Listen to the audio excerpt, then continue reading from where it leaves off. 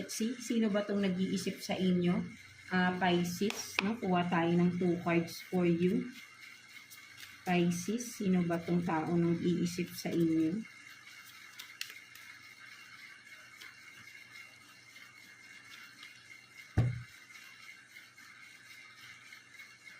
So you have this 3 of Wands in reverse, and then Queen of Swords in reverse. No, so ang nakikita ko rito, no, Pisces, no, this person is someone na sabihin natin na someone na tumalikod sa iyo, no, someone na sabihin natin na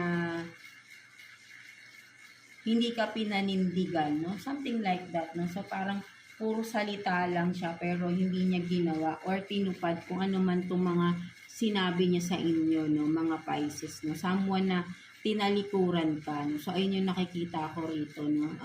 This person, no? Siya yung nag-iisip sa inyo, no? Someone na tumalikod sa inyo, someone na hindi tumupad sa mga pangako, hindi tumupad sa mga sinabi niya, no, sa inyo. So, let's see, bakit ka iniisip ng tao na ito? No, let's see. Bakit ka niya iniisip? Tingnan natin. Bakit ka iniisip ng tao na ito, Pisces?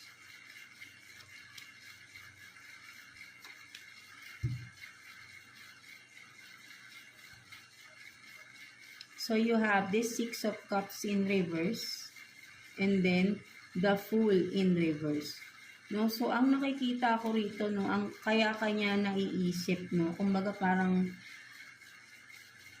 naduwag tong tao na ito, no, Pisces, no, parang yun yung nakikita ko dito, no. This person is from your past, no, something like that, no. So naduwag siya na parang mag-take risk, no, or kung ano man nito, no, na parang siguro meron kayong sabihin natin na duwag siya, no, hindi siya tumuloy, no, something like that, no, pero iniisip niya, no, ang iniisip niya sa inyo is, yun nga, no, naduwag,